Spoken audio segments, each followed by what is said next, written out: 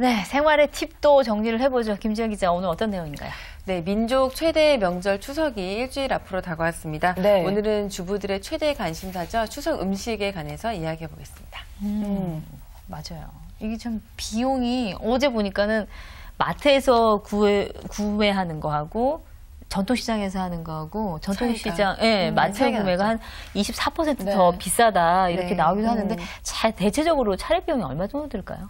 네, 올해 추석상 예상 비용이 약 20에서 30만 원 정도로 예상이 된다고 나왔는데요. 네. 주부 커뮤니티 사이트 회원에 한 700여 명을 대상으로 설문조사를 한 결과 46.5% 정도가 추석상 비용이 약 4인 기준으로 20에서 30만 원가량 들 거라고 예상했다고 합니다. 네. 지난해 추석 상차림 평균 비용이 약 18만 원 정도였던 것을 감안을 하면 최근 물가의 오름세가 추석 상차림에도 반영이 됐다고 볼 수가 있겠죠. 네. 그러네요.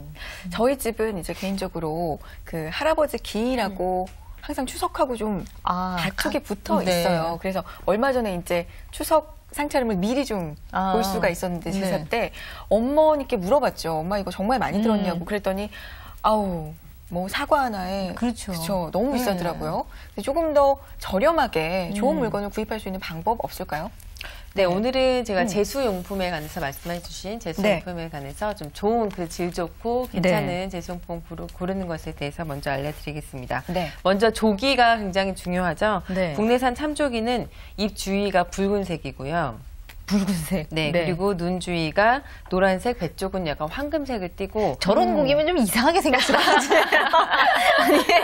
제 사실 말하는 그림으로 그리면 좀 굉장히 이상하게 돼요. 입술은 빨갛고 눈은 노랗고 그러면은 생선으로 만든 좀 더 이상한 게 있습니다. 머리 부분에 다이아몬드가 다이아몬드 얘기 많이 들었어요. 다이아몬드 모양의 돌기가 있어야만이 국내산 참조기라고 합니다. 정말 그 다이아몬드 모양이 있어요? 있어요. 그 약간 비늘 같은 건데 이렇게 돌기가 이렇게 있어요. 그래서 다이아몬드를 꼭 확인하시고. 왜 중국에서 사는 애들하고 우리나라 근처에 사는 애들하고 왜 그게 틀린가 저도.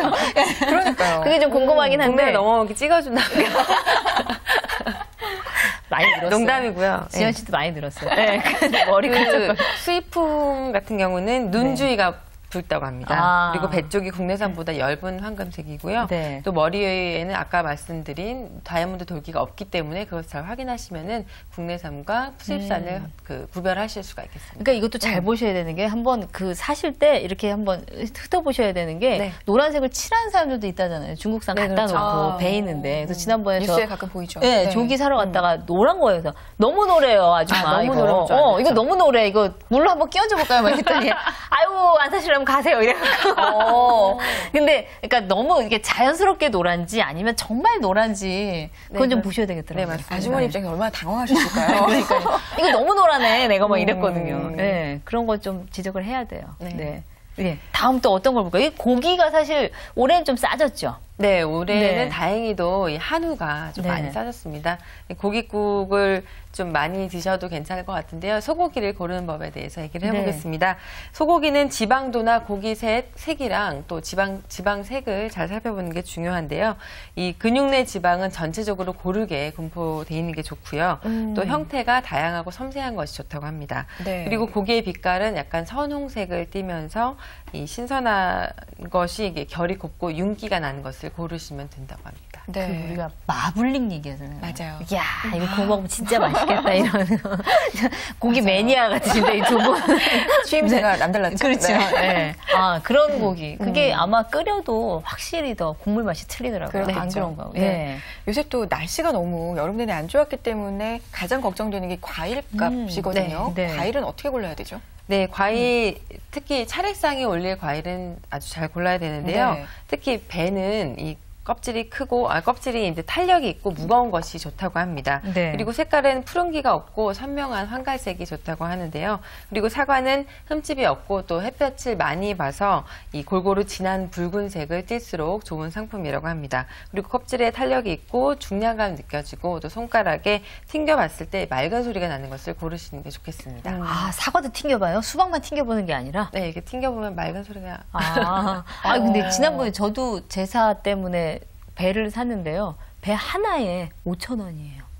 배 하나에. 근데 그것도 뭐 크기가 뭐 어느 정도 이 정도 되는 게 아니라 한 요 정도 되는 건데 그것도 배 파는 데가 없어갖고 몇 군데 가게를 거쳐서 하나 샀는데 그래갖고 요즘에는 과일을 예전에 원래 이제 홀수로 넣는 거거든요. 근데 예전에는 뭐 당연히 한 5개 좋을 때는 3개 이렇게 나는데 요즘엔 1개 있는 집들도 많다더라고요. 그래서 상품 같은 경우는요, 배 아주 좋은 거는 10,000원이 훌쩍 넘습니다. 그렇죠. 한 개. 네, 1개. 그러니까 정말 이게 지금 뭐 잘 읽고 이런 거 고를 사이가 없을지도 몰라요. 요번엔 너무 햇빛을 못 봐갖고 그냥 배 있는 것만 해도 흠 없는 배, 사과 그것만 있어도 다행이다 이런 집도 많을 거예요. 네.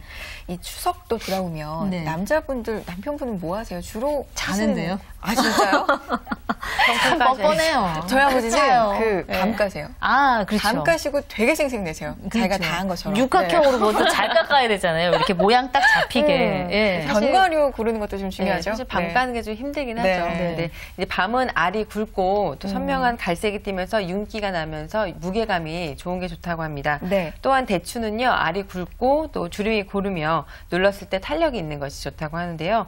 이 한 움큼 쥐고 이렇게 흔들어 봤을 때 이 소리가 나지 않고 대체로 꼭지가 붙어 있는 것을 사시는 게 좋겠습니다. 꼭지가 그러니까 안에 씨가 흔들린다는 얘기군요. 네, 그렇죠. 소리가 안 나는 게.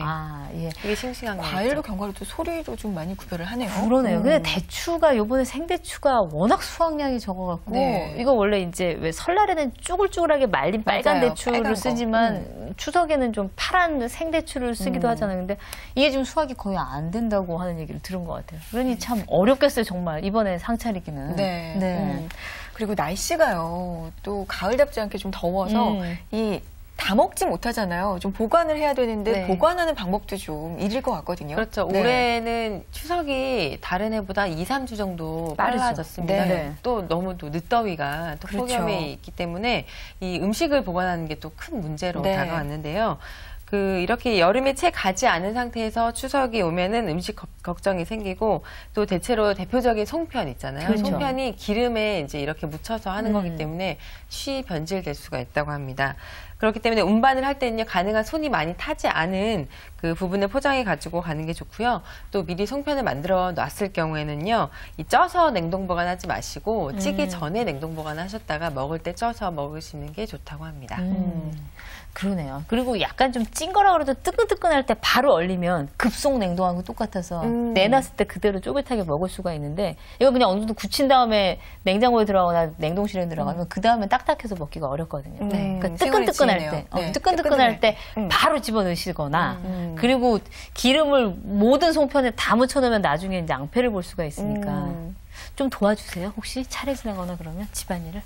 네, 저는 긴장해서 갑자기 제가 이렇게 하고 있다가 갑자기 물어봤어요. 네, 저는 일단 먹는 거를 굉장히 잘했는데 올해는 꼭 한번 도와드리려고요. 해본도 한번 좀 예쁘게 빚어보고. 그렇죠. 네. 송편 잘 빚으면 예쁜 딸. 그럼요. 아닌다면서요? 저는 잘 빚잖아요. 딸이 없어요. 네. 그래서 아들이 예쁘잖아요. 아유, 뭐. 그 식혜나 수정과 이런 건 또 어떻게 보관해야 돼요?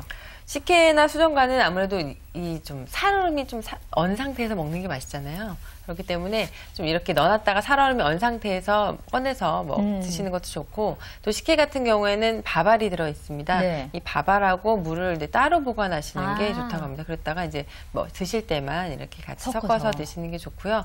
또 이것들은 이렇게 약간 좀 대량으로 보관을 하셔가지고 이렇게 하시기보다는 먹을 양만큼만 이렇게 나눠가지고 보관을 하시는 게 변질을 막는다고 합니다. 그렇군요. 네, 물가가 비싸니까 물론 좀 걱정되고 그렇긴 하지만 안 먹으면 되잖아요, 사실. 그냥 평소에 물가 비쌀 때는. 그런데 이 추석이라서 속상한 거는 차례상이니까. 그렇죠. 안 할 수가 없는 거죠. 좀 정성을 드리고 싶은 마음이 있으니까 좀 속상한 건데 좀 여의치 않은 분들 위해서 좋은 정보 없을까요? 네. 좀 시간이 없으신 분들, 또 이렇게 다 추석 음식 마련하기 힘드신 분들을 위해서 요즘에는 또 추석 상차림을 대신 만들어서 판매하는 곳들이 부쩍 늘었습니다. 이런 것들을 좀 활용해 보시면 좋을 것 같은데요. 한 업체에서 판매 중인 세트 메뉴를 살펴보면요. 총 9가지 정도로 버섯 전골이나 단호박 갈비찜, 버섯 잡채 등 메인 메뉴와 또 명절에 빠지면 아쉬운 모듬전과 가자미 한 마리 등 이런 것들을 전과 이런 맛과 영양이 또 풍부한 삼색나물, 네. 또 썰어서 담기만 하면 되는 백김치, 후식으로 식혜까지 아주 다양하게 구비가 돼 있다고 합니다. 네. 이 전국 어느 지역이든지 배송이 가능하기 때문에 이 배송일만 지정하시면 원하는 날짜에 받아보실 수가 있다고 합니다. 네. 한 6인분 기준으로 한 20만 원 정도면은 이 주문을 할 수가 있다고 하네요. 그러면 뭐 아까 예상 비용 4인 가족 네. 기준에 20만 원 생각했던 거라고 한다면은 오히려 좀 저렴할 나을 수도 있겠네요. 네. 그렇죠? 네. 거기다 이제 몇 가지만 집에서 조금 더 해갖고 손님이 많이 오신다고 한다면 그렇죠. 그것도 방법이 될 수가 있겠네요. 네. 사리싹 많이 여기서 가장 많이 차려 보셨잖아요. 아니 보기만 많이 봤고 뭐 그렇긴 한데 사실 제일 힘든 건 전 부치는 거예요. 이거 이제 동서가 많은 집들이 이제 그거 갖고 은근히 신경전을 하는 거죠. 누가 더 일 누가 많이 전을 부칠 것이냐, 누가 나무를 할 것이냐, 뭐 이런 거 갖고 좀 많이. 전이 제일 힘들어요? 전이 왜냐면 뜨거운 물 앞에서 계속 뒤집어야 되는 거니까 이 전이 제일 힘들죠. 네, 나중에 정신이 혼미해진다. 전 부치다가 홀이 나간다 뭐 이런 얘기 있으니까. 근데 이제 와갖고 딸이 와갖고 시누이 시댁 가기 전에 네. 작가 들려서 부쳐놓은 전 홀짝홀짝 먹고 있으면 싹 걷어갈 때. 그렇지, 걷어가는 집도 있고. 아우, 지금 유부들 난리 났어요. 어머, 언니 잘 부치셨네요. 이러면서 싸가면 이거 전을 뒤에다 네. 던졌어. 아우, 그만하셔야 될 것 같아요. 네.